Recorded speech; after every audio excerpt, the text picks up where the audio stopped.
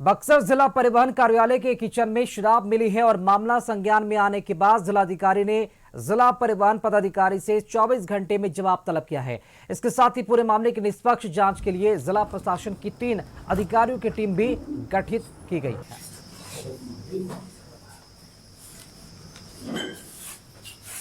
ये जब हुआ है पता चला है और उस पर कार्रवाई होगी, जेल भी जाएंगे, नौकरी भी जाएगी।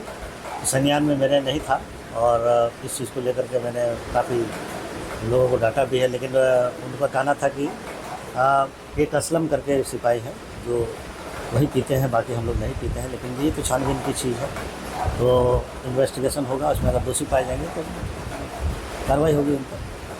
अभी जो जिला परिवहन पदाधिकारी हैं उनके निजी चालक भी शराब के नशे में नीचे में बैठे हुए? नहीं, ऐसा नहीं है, उसकी जाँच।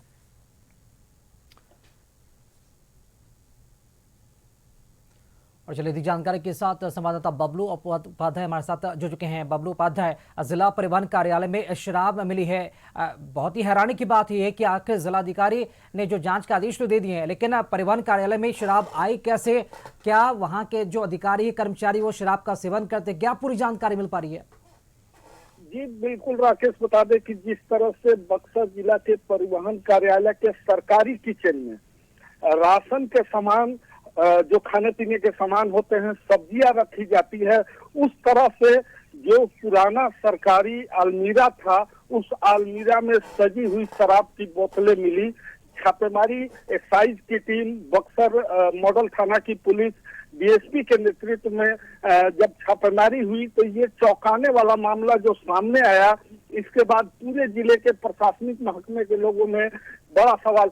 सबसे बड़ी बात यह है कि जिला परिवहन कार्यालय में सरकारी स्तर से यह सुविधा दी गई थी कि 24x7 रेवेन्यू जनरेशन में जो लोग लगे रहते हैं उनके खाने पीने की व्यवस्था या उनके लिए रेस्ट रूम तक की व्यवस्था सरकारी स्तर पर की गई है, जो बक्सर का परिवहन कार्यालय आधुनिक रूप से बना है।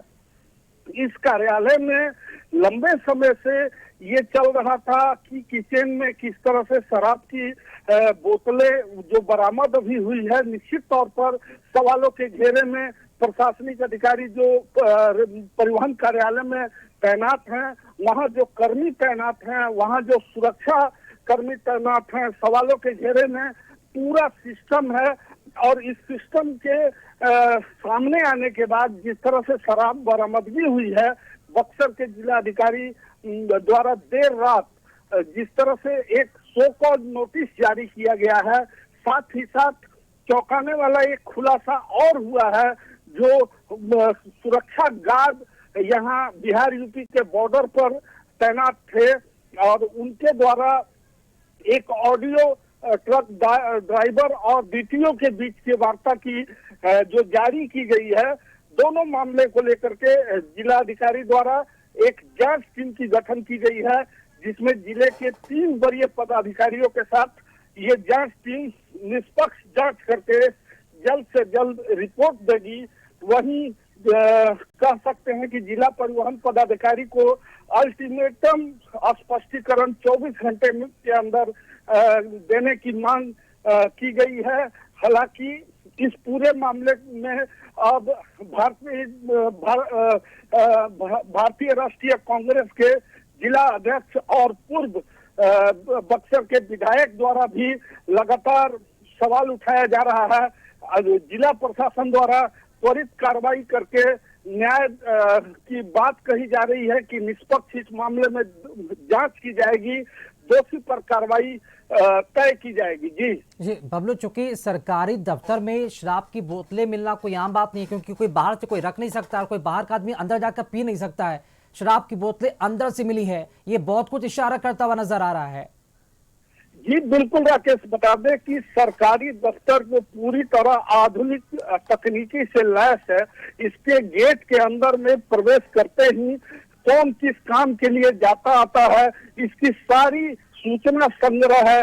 ताज्जुब तो इस बात से है कि सरकारी किचन जो ये बना हुआ है, रेस्ट रूम बना हुआ है, जिसमें गार्ड लोग या अधिकारी कर्मचारी लोग रेस्ट करते हैं, उसमें इस तरह से इतनी भारी मात्रा में खासकर खाली रैपर्स या खाली बोतल्स और भरे हुए बोतल्स मिलना अपने आप में ये चौंकाने वाला मामला है कि किस तरह से ये शराब का यहाँ सेवन किया जाता था।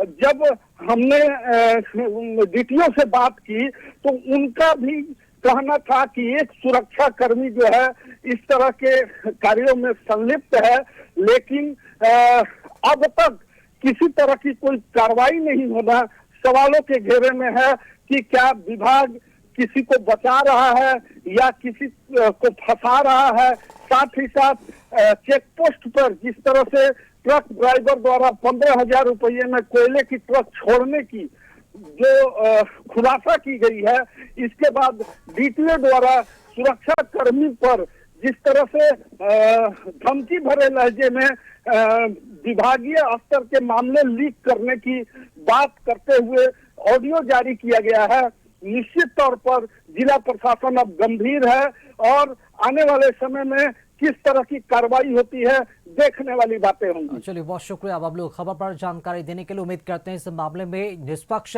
जांच भी होगी और कार्रवाई भी तय होनी चाहिए।